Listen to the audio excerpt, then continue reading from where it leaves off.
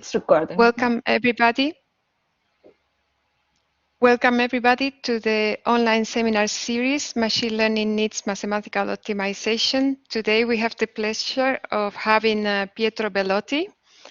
He is an assistant professor at the Department of Operations Research, at the Operations Research Group of the Department of Electronics, Information and Bioengineering of the Politecnico di Milano.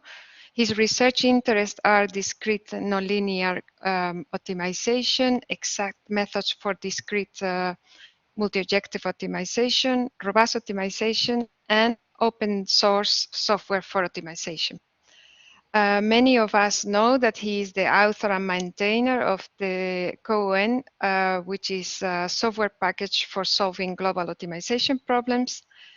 Prior to Politecnico di Milano, he has been at Tepper School of Business at Carnegie Mellon, visiting assistant professor at the Industrial and System Engineering Department of Lehigh University, as well as assistant professor at the Mathematical Science Department of Clemson University. He is also related to industry, and he has been on an R&D position at the Fair Isaac Corporation within the Express Optimizer team. So we are very pleased of having you today here, and the floor is yours for the audience. Please be aware that Pietro is happy to take your questions on the go, and if you want to put them on the chat, I will make sure that he knows about them. Thank you so much, Pietro. Okay, thank you very much, Dolores, for the nice introduction. Thank you also very much for inviting me to this seminar series. I'm really glad about this opportunity. So I'm going to talk about a problem I've been looking at for a few months now, and it has to do with nonlinear optimization, and specifically global solutions for nonlinear optimization. So let me immediately get to the point, and then I'll give you a bit of motivation. So I would like to look at this set and actually find the convex solve of this set. So it's a set in 3 dimensions, and we would like the z coordinate to be equal to a function. So we are basically just looking at the curve of the described by a function x1 to the a1 times x2 to the a2. With 2 extra constraints. The first is that the function itself is bounded in value between L and U, and there is an extra constraint, which I call it a wedge or 2-variable cone, which is the reason why it's in the title. And so x2 is basically included between 2 half lines.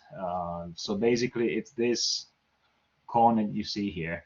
The curve is shown at the bottom, and it's basically just shown from 2 different angles. The projection of the curve of this set, in fact, onto the x1, x2 plane is the shaded blue area at the bottom. And as you can tell, the projection itself is non-convex as well, because it's there's a concave part here, as you can see. I don't know if you could. I hope you can see the mouse pointer, but otherwise, I'm just gonna do arrows. But yeah, this is the concave part I wanted to show. Now, so this is one of the typical expressions that show up in some of the optimization problems, and I would like to show why this could be important from a practical point of view. In general, mixed integer nonlinear optimization problems, solvers basically have to deal with a problem where the objective function is nonlinear, possibly non-convex. The constraints themselves could be nonlinear and non-convex. There are usually more or less tight bounds on the variables, and there's also some discreteness constraint on some of the variables. But really, this is we don't care about discreteness in this talk at all. The way that some solvers, the one you cited, Gwen, solves these problems is by a reformulation step, which we'll see in a second, and then a classic, well, some sort of branch and bound method for partitioning the solution set. So the reformulation step is a very simple thing. We basically take a polynomial constraint like this. Let's just focus on polynomials for now because this is precisely what we're looking at. And we decompose the expression on the left-hand side by using new variables y and t. So the constraint itself becomes a linear constraint because we just replace the monomials with a single auxiliary yj. And then yj itself is associated with an expression that's the product of another set of variables t. Each t variable is simply the power of the x variable that was in the original constraint. So we didn't really do anything to the constraint itself. We didn't strengthen it or weaken it. In fact, we can show that there's a correspondence between the feasible and optimal solutions of the that satisfy this initial constraint with the feasible and optimal solutions that satisfy these this set of constraints. So, and the reformulation so doesn't do really much. It just introduces extra variables that are going to be useful later. And this simplifies a lot the work for a non-convex solver. Sorry. Because now what we have to do is look for relaxations of each constraint. In the first case, obviously, it's a linear constraint, so you don't have to do anything really. But since you have, and this is a crucial point of reformulations, you have specific operators that are simple atomic operators with variables. So you have a product of variables, you have a power of a variable elevated to a constant. You have a finite set of operators, and you can use operator-specific algorithms to find, if not the convex hull of the definition itself, at least approximate the convex hull. So the relaxation you will get at the end, this is what's used by Quen and other solvers like Skip, Baron, Antigone, and many others, is the intersection of all such relaxations of single terms. Each term is associated with an auxiliary variable and a function. Obviously, there's no free lunch, and what happens is that obviously this relaxation you get is in general not the convex hull of the initial set, simply because you intersected a bunch of convex hulls, but that obviously doesn't give you the convex hull of anything in general. So one example is this very simple quadratic constraint. If you apply reformulation, you won't get the convex hull of you won't get the actual original set that was specified with the constraint. So to give you an example, we take a non-convex constraint written like this. We simply we do exactly the step that I described now. So we replace all the monomials with y variables. We introduce the t variables for the power terms, and this is the reformulation. So you have new variables y and t. The y's are related to products. The t's are representing power functions. Then a convex relaxation, which is actually giving for every bit, for every auxiliary variable, the relative convex hull. This is what happens. So the first constraint is actually linear, so we don't need to do anything. The constraints, the relationship between the t variables and their power terms are easy because their convex hull is basically just a nonlinear inequality and a linear inequality. So for this term, for t2 defined as x1 square, where x1 is between 0 and 2, this is a convex hull. So it's just a convex quadratic constraint and a linear constraint. Probably the tricky part is the product terms, and the product terms are really they have been studied for quite a long time, but normally for terms like this, for bilinear terms like this, the first thing to do is to apply the so-called McCormick inequalities. Let me spend a slide on them. So if you have a bilinear set written like this, you have z equals x1 times x2. x1 and x2 are both bounded, have both lower and upper bound. then the convex hull of this set where Z is actually not bounded itself by explicit bounds is a tetrahedron. And it's defined by 4 linear inequalities where the coefficients only depend on the lower and upper bounds on x1 and x2.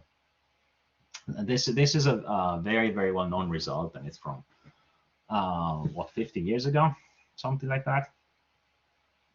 And but this is so we are getting to where we want to start with the treatment of the set that is the subject of this talk. So this relaxation plus this reformulation plus relaxation step has a lot of degrees of freedom. Namely, it depends on a lot of parameters, and for instance, the tightness of the relaxation depends a lot on the bounds on the initial x variables. And normally, in order to get good relaxations, tight relaxations, it's essential to apply algorithms like bound reduction, which is actually an algorithm that is well known in artificial intelligence and in constraint programming as well. So it has a lot of equivalent names like domain reduction, bound tightening, stuff like that. But this is pretty much the same thing.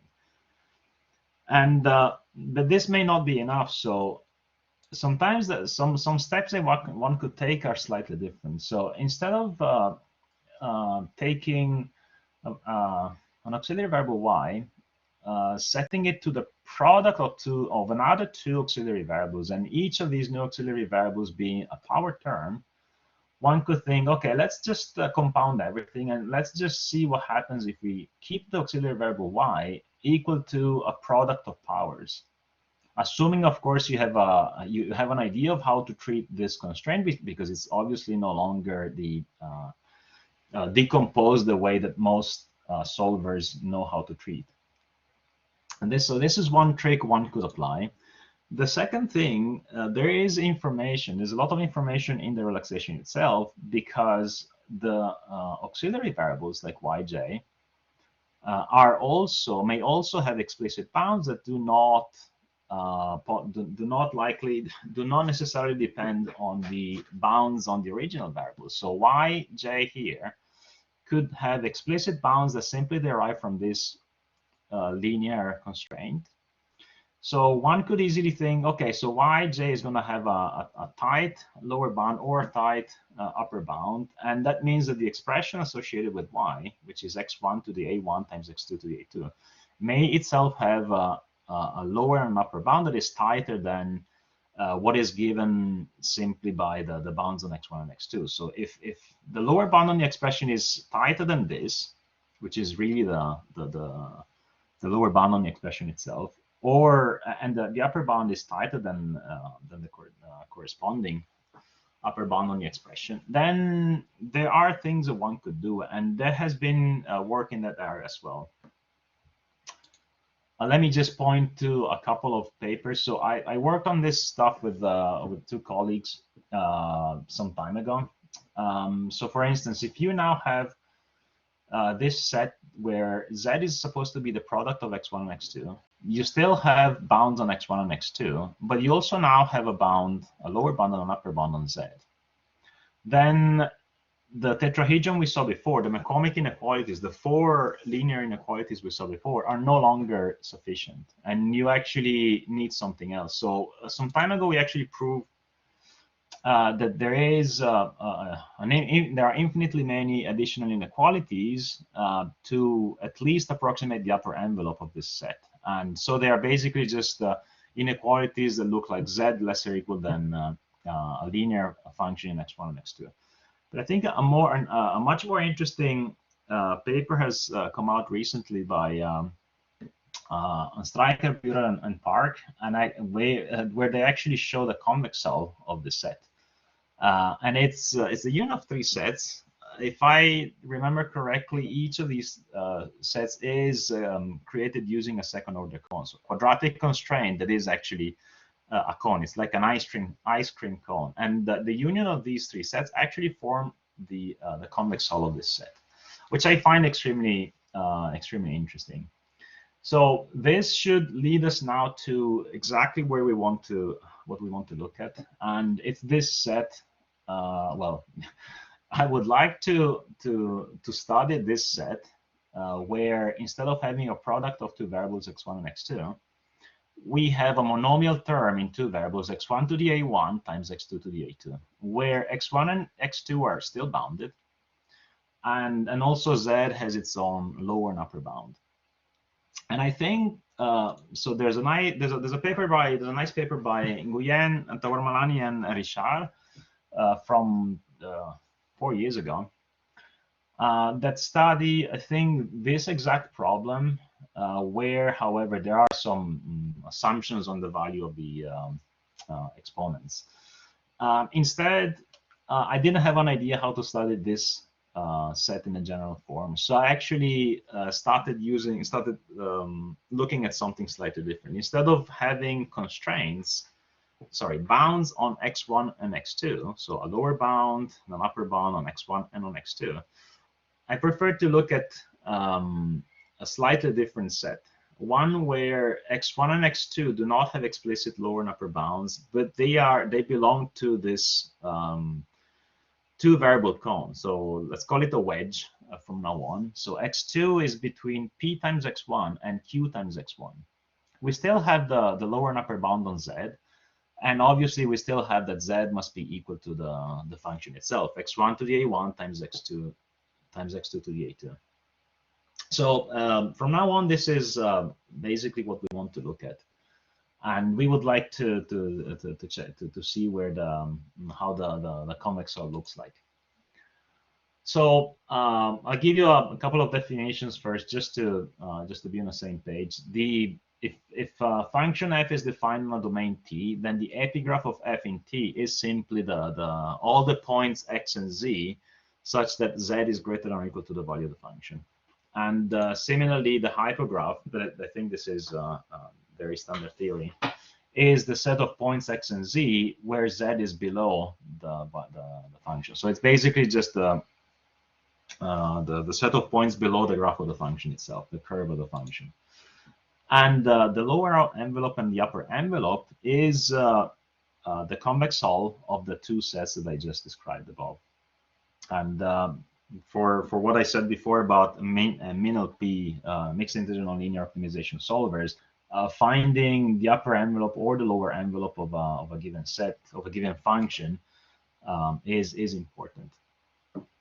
So just a couple of very trivial results to start with this. I want to mention them because I think they help understand what the wedge set that I described before can do. So define the function itself, a very general function in n variables, the product of terms xk to the ak. And suppose we don't have the wedge constraint yet, so we want to define the set f naught, where z is equal to the value of the function, but z itself is constrained between L and U. So the only constraint we have is really on the value of the function itself. I highlighted these two guys in red because we will take them through the end of the talk. So just to make you notice, as we are going to use the beta here and the f for quite some time. Now, if we define f naught less or equal, where we take the same definition of naught, but we replace the equal with the lesser equal, and then we can already prove something slightly useful. We first need to note that if beta is less than or equal than 1, if the sum of exponents is less than 1, then the function is concave. And otherwise, it's non-convex and non-concave. Now, so the first result is very simple. If beta is less than or equal than 1, and this is probably a well-known result in convex analysis, then the convex whole of f naught is its version with the less than or equal to constraint. For beta greater or equal than 1, I think we have to go through some more steps because obviously for that case the function is not concave. But here's the first animal that we'll see for some time here in the talk. So if you take this cone, consider this convex cone that is defined with a single homogeneous inequality. It's a cone that has its vertex in x equals 0, but z equals z naught. And where we have two parameters that we need to find, z naught and gamma. This is a cone. You can easily prove it's a cone. And it's parametric in z naught and gamma. And so what we want to do is try to find the parameter values at naught and gamma so that these these pairs of intersections match. So the intersection between the cone itself with the plane where z is equal to L is equal to the intersection of f naught where z is equal to L.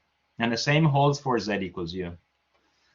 If we find parameters that allow us to satisfy these two sets, and we actually can do that, and z naught and gamma have these values, they're very relatively easy to find, then there is the consequent result is simply that for beta greater or equal than 1, then the convex hull of f naught, again the set where we don't use the wedge constraints, is simply given by the cone itself, where I again restrict z to be between L and U.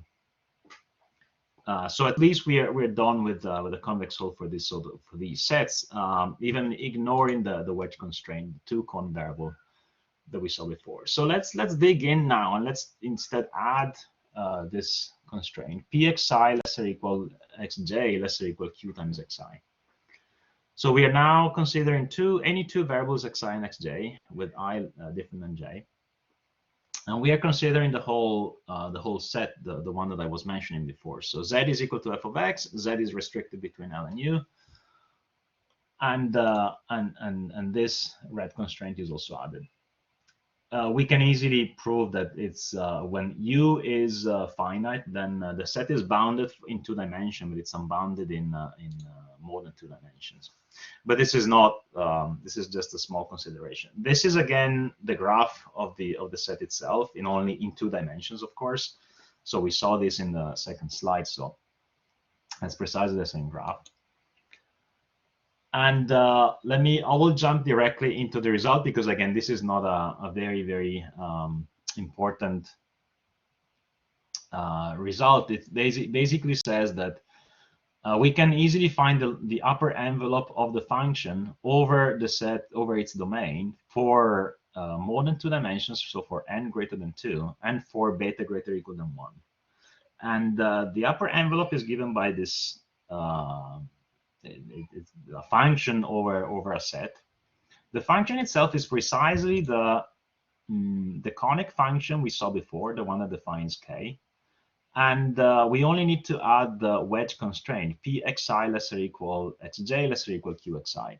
And so I think the important takeaway message from this result is simply that normally if we change the domain of a function, the upper envelope changes for obvious reasons. It does when we impose lower and upper bounds on the variables, but it doesn't here. So we can retain the same conic function as the upper envelope, even if we add the extra constraint that is this two variable cone.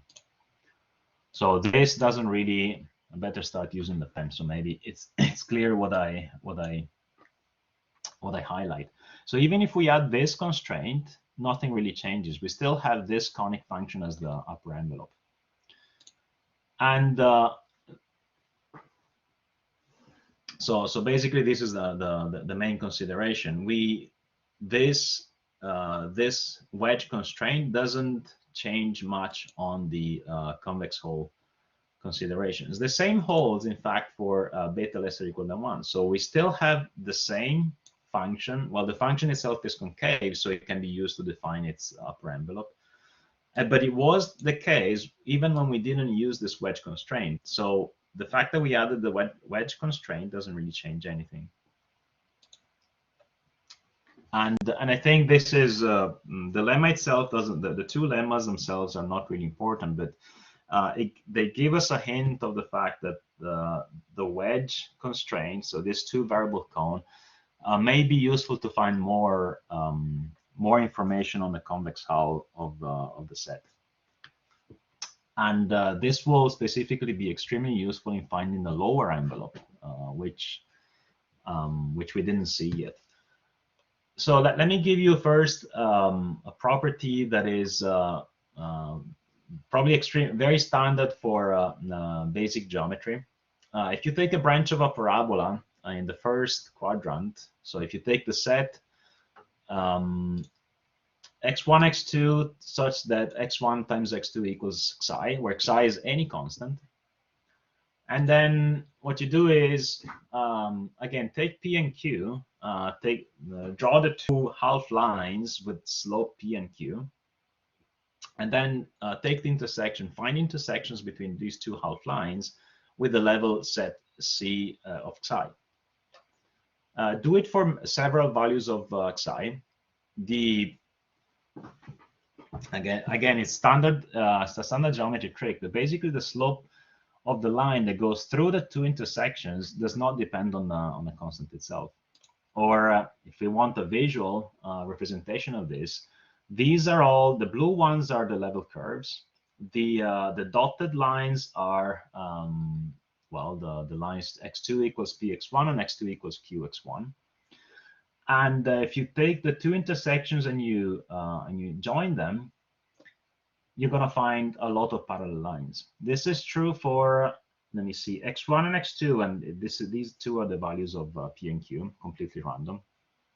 But it can be shown first to hold also for non-bilinear terms. So even if you use exponents like 0.3 and 0.6, you're still going to have the same result. So you're still going to have parallel lines there. And you can even generalize it to more than n. Obviously here, you can't be comforted by a visual representation here, so you really have to prove it. But this is the main result. So basically, if you have any, so if you choose any variable xi and xj with I different than j, and you pick p and q, then there exists di negative and dj positive, such that you're able to join two sets with a line that has that direction, di and dj. The two sets contain the points such that xi is equal to p, xj is equal to pi, and xj is equal to qxi. So for any x caret that satisfies these two equations, let me erase this because otherwise it's not going to be too clear. Then there exists another point x bar that is obtained by simply carrying the initial point on the line whose direction is defined by di and dj. And this point x bar is going to have exactly the same function value. So this generalizes somewhat what we said in the previous slide. So the fact that we have this nice correspondence, this nice bijection between two sets that retains the function value is suggestive of something. So we can simply think, and this is the value of the I and dj, by the way, which is only dependent on p and q and the exponents. This is suggestive of one thing. So on the direction, as I said before, di dj, the value of the function goes from one value to exactly the same value when we go from the set xj equals p times xi to the other set where xj is equal to q times xi. So this implies one thing. Let's take the orthogonal direction to that, which is dj times negative di. And we can use this direction. We can take the direction that's orthogonal to the initial one, and we can define a function that is constant on the original direction. It only grows according to It only grows in this direction, but it's constant on this other direction. And let's see what that function, what property that function can have, because we would like to find a lower envelope, and this is precisely where we're going to go. Before we get to this result, I need to introduce some extra notation, unfortunately. So Pij is basically the set of points where n-dimensional points where xj is equal to p times xi, and Qij is similar just for q. And Wij is instead the wedge, the two variable cone I was mentioning before. And if we wanted to only reason in terms of the x for the initial set, then I'm just writing down here the set capital X is a set of all points where the function of x, f of x, is between L and U. This is only going to be notationally important later. So this is a little bit of a break. So let me say that this is something I wasn't expecting when I started studying this problem. The function f prime of L defined this way, and it's defined by taking, well, the direction that's orthogonal to the Ibj. So it's a linear function indeed in xi and xj. It's, however, raised to the power ai plus aj, and then it's multiplied by the product, well, by the remainder of the monomial, so the product of all xk to the ak, where k is not one of the indices I or j. And lambda is simply a constant that depends on the initial, on the input values of the problem. Well, this function is interesting because first it matches the value of the function, the original function, for every x in the two half lines, Pij and Qij. Second, it's a minorant of f of x, so it's always lower bounding of f of x within the wedge, within the two variable cone. And in 2 dimensions, it is actually the lower envelope because it's convex. And that's because this term basically goes away. It disappears. All I'm left with is, a power where the exponent is ai plus aj. And if it's greater than or equal than 1, then this function is convex. And it's a lower envelope precisely because it's convex. I will need to add another term, but the important thing is that this gives me a function with some nice properties. And the most important property is that in 2 dimensions, this actually gives me a lower envelope. Let me see if we can show it here. So here is one experiment with TIC-Z. The top function is curving. It does like this, but down below you can tell there's a function that has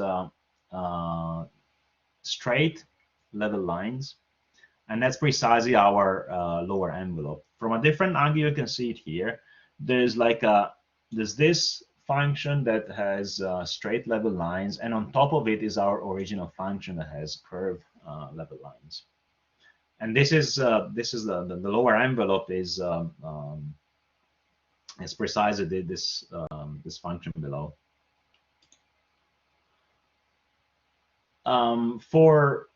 So this result was for beta less than or equal than 1. For beta greater or equal than 1. For beta less or equal than 1, we have a slightly different function. We have yet another bunch of parameters, but we still have that the function is defined by a linear term in xi and xj with the same direction I was mentioning before, to the power ai plus aj divided by beta, and then another nonlinear term containing the remaining variables xk. Again, this function has a couple of nice properties. The first is it matches the function in a few points, namely the intersection between all those points in Pij or Qij, intersecting level curves at L and U of the function itself. It is also a lower bounding function of f. It's a minorant of the function f in the feasible set of or in the domain that we are looking at. And for n equals 2, again, something nice happens because this term here basically disappears. Give me a second. I should probably not delete that much. But this product term is disappearing. And this term becomes linear because ai plus aj is beta itself. So the function itself is going to be zeta times dj xi minus di xj plus zeta 0. And it's the lower envelope of f, which it's a linear lower envelope of f over that over the set. And maybe this is a slightly better representation, but again, this is what happens here. So for beta less or equal than 1, we know that the original function itself is concave, and it's in fact this function over here. The lower envelope is this linear function underneath, and it's a plane, as you can see, obviously, because it's linear. So this might be a slightly better representation than what you have on the left, because on the left, obviously, you have a lot of overlap. Let's not forget the conic function we had before. The conic function is the one that you see here above. So this is the upper envelope. It's a conic function because, as you can see, it has a lot of rays. And the bottom one is our original function. So we now basically have both an upper envelope and a lower envelope. And with this, we can build the convex hull that we wanted, at least for 2 dimensions. We'll see it in the result in the next slides. But before, I would like to summarize what we have. That is, for beta greater or equal than 1, again, so for the sum of exponents greater or equal than 1, the conic function is the upper envelope, sorry. I should say not convex, but upper envelope here. And also this function fu matches the function when the function itself is either equal to L or equal to U. And instead, the nonlinear function, the lower envelope function, is instead, of course, a slightly different expression, and it matches f, the original function, in a completely different set. That is, in the set where x2 is equal to p x1 or x2 is equal to q times x1. And so the interesting thing here is that the upper envelope and the lower envelope match the function in different disjoint sets. For beta less than or equal than 1, because everything changes and the function itself, the original function itself, is concave, obviously we don't need to do anything about the upper envelope because we have it already. The lower envelope instead, for 2 dimensions, only matches the function in 4 points. The intersection of these 2 half lines, x2 equals p x1 and x2 equals q x1, and the sets where the function is equal to L or it's equal to U. And so basically, this is the final bit regarding the convex hull of the set. If I find time later, but it seems I have only 8 minutes left, I'll share some details about branching rules. But where I wanted to get is precisely this. That is, if this is the function you if this is the set you started from with this monomial function, and you want to define the convex hull, then the convex hull is given by precisely this. These 2 functions, obviously, you have to factor in the lower bound for the lower envelope and the upper bound for the upper envelope. But these 2 are the lower envelope and the upper envelope. So a conic function for the upper envelope and a convex function for the lower envelope, together with, of course, the wedge constraint. This is for beta greater or equal than 1. For beta less or equal than 1, you have slightly different functions, but the result is more or less still the same. You still have a linear function, well, a piecewise linear function for the lower envelope, and instead the function itself as the upper envelope, because as we know, the function itself is concave. So what comes next? I'm done with the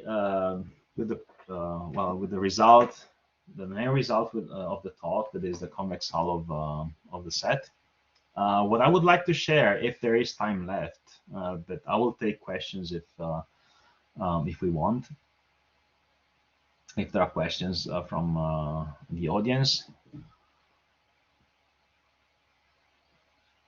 Okay, if not, then I can share some extra details regarding the volume, because in works like this, it's sometimes important to not only to compute the to find the convex hull of a set, but also understand what the volume is of the convex hull, because this is going to be related somewhat to the efficiency of a solver, of a mixed integer nonlinear solver for sets like this. So this will take a couple of slides, so I don't think it's gonna take too much time. But what we have is the following: the convex hull is given, if we simplify it at the maximum, is given by two constraints. The first is a double inequality where z is supposed to be greater than or equal to its lower envelope, of course, which is simply a piecewise function where there's a constant, it's a maximum between a constant and a function, and a non-constant function, and it's upper bounded by instead another piecewise function where we have an upper bound constant, that's u, and then another function. And then we also have an extra constraint on the domain, which is the wedge constraint that we saw before.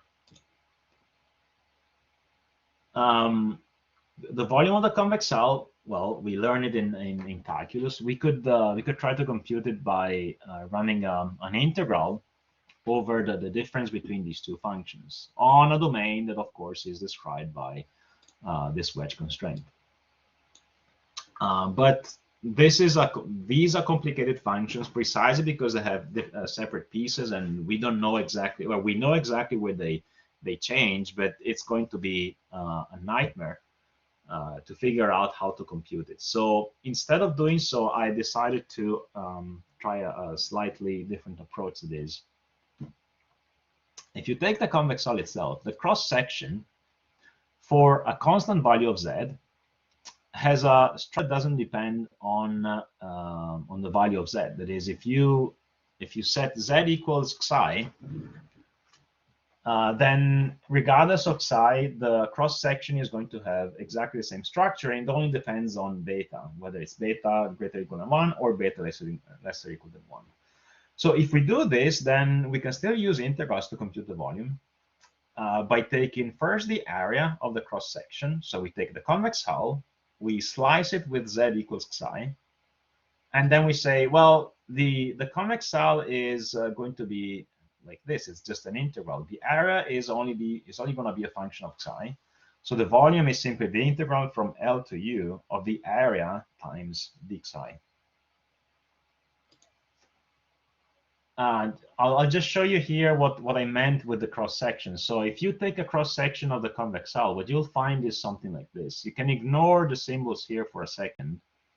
And actually, you can ignore the fact that this curve here is not perfect, but it's I blame TXZ for this. But what is important is that the cross section is this shaded area here. It's a composition of two shaded areas. One is a trapezoid, because these two lines are parallel. And then there's this other slightly darker piece that needs to be computed. But both are easy to compute. Their structure is maintained throughout, so it's exactly the same, close to the lower bound of f and close to the upper bound of f. And I show here two different examples for beta greater equal than 1 on the left, and for beta lesser than equal than 1 on the right. And the basic result is that the area itself is a function of psi, of some powers of psi, which means that the integral itself is going to be very easily computed as this function here. I simplified quite a bit by just adding the coefficients b1, b2, and b3. simply because they themselves are slightly complicated. But they are simply functions of the constant parameters that we have as an input, A1, A2, P, Q, L, and U. And given that the integral itself has xi as variable, it's, again, very easy to compute the volume itself, which is given precisely by this expression down here. I think I'm gonna stop here. There were other considerations on branching, but I think I can skip them because it's they might be just too trivial. The only conclusion is simply that well, we do have a convex hull. We managed to compute the convex hull in the very special case where the constraint over x1 and x2 is not the usual lower bound and upper bounds on x1 and on x2. Having this convex hull has its advantages and disadvantages. Well, having a convex hull is good, but obviously it's not a very natural way in modeling an optimization problem to actually express bounds on x1 and x2 with this in this manner.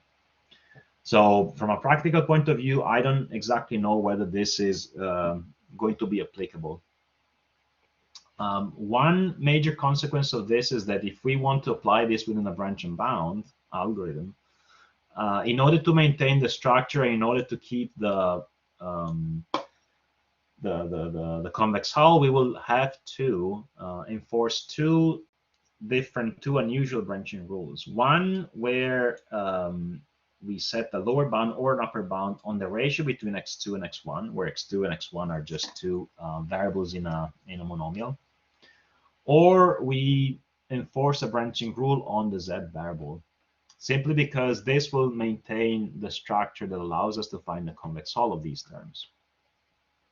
There are no tests yet regarding this, so whether this is a practical way of solving problems like this is yet to be found. And so this is the end of my talk. Thank you very much. The related paper is going to be out soon. I just need to fix a couple of problems there. So thank you very much, and I'm open to questions. Thank you very much, Pietro, for the very interesting presentation. So for the audience, we open the floor for questions. Please let us know, and we will unmute you and allow you to share the camera.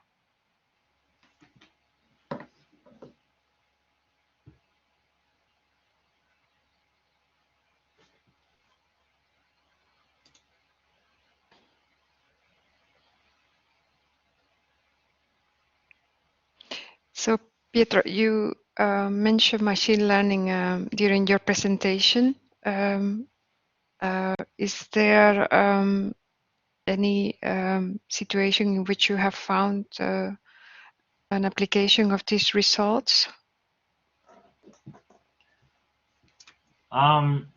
So I'm not too familiar with any link. I actually don't know of any link between polynomial optimization, because this is very much related to that, between polynomial optimization and machine learning.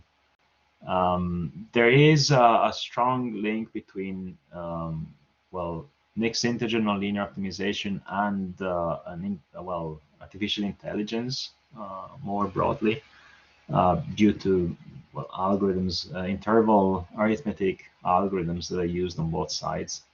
But machine learning and polynomial optimization, I'm not aware of. Yeah. Thank you so much. Yeah. So we have a question from Nagisa. So Jasone, could you give the rise to Nagisa to ask the question? Yeah. Thank you.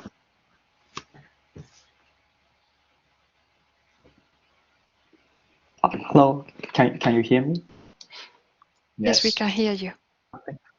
Thanks for the presentation. I wanted to ask, I'm very new to this field, and my question might be very dumb, but like I was thinking, how we obtain the full convex hull of like this like wedge constrained variables. kind of objects. It's like a we can actually use it in a computational like a context. Like if we want to implement something like actual solver, use this like a convex hull. Like I was thinking, it seems like so complicated expression, and couldn't imagine how it can be integrated. I hope I got the question correctly, but on one hand, yes, you're right. The convex hull we have is made of non-linear constraints. You're right, and so in order to they are non-linear, but they are convex constraints. And if you had a number of terms like this, you could add all the non-linear convex constraints for finding the convex hull for each such terms, for each such monomial terms, and you will be guaranteed to have a convex relaxation. But you're right. I mean, the practical question is, okay, so now I have a convex nonlinear problem. I need to solve a I need to solve a convex nonlinear problem just to find the lower bound, and that makes sense. It's a convex. I see. I didn't like realize it's convex, so it's much better than like working on actual like So yeah, I mean, if you find obviously you have a convex relaxation, so you will find a valid lower bound. But the other thing you could do with this is that once you have a convex nonlinear expressions that describes part of the convex hull, you can use a linear approximation of that convex constraint through algorithms like outer approximation, for instance. I see. It's like something like a very related question, I think, but like in the middle of the question, we talked about like a slightly simple, more specific function, like y equal z equal x1 times x2, so we don't raise anything, and we have like a box constraint, and there was like a two a kind of statement, like we can find like infinitely many linear constraints, or we have like a intersection of cone, which describes convex hull, if I remember correctly. Wait, I'm trying to find the example you mentioned. It was in like the explanation part, I suppose, right? Before the like wedge constraint coming in, so it's very early, I think. Infinitely many constraints we can find, like blah blah blah. Was it this one? It's not exactly this. Maybe I forgot the exact place, but like my question was like even if we have like let's say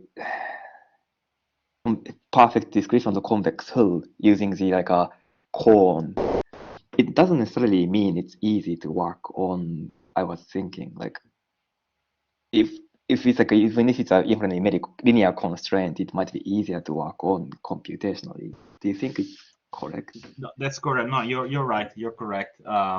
Just the fact you have a convex hull doesn't mean that it's going to be practical in a branch and bound method, for example.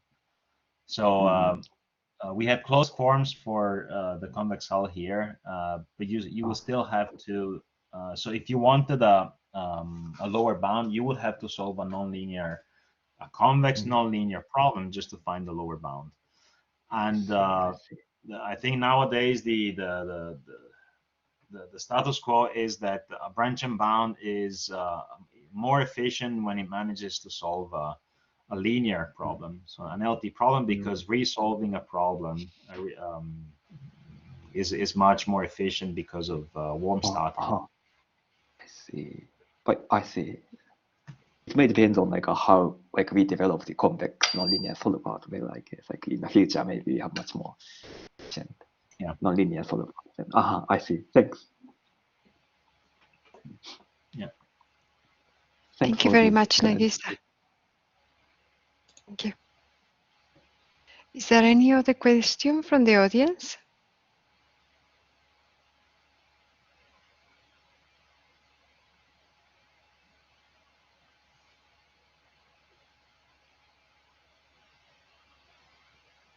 think, Pietro, we will leave it here. Thank you again very much for coming today and for your very interesting presentation. The audience, I would like to thank Cristina Molero del Rio, who has been a co-organizer of this online seminar series since the beginning last year. So this all started in January 2021, and Sinia and Cristina have been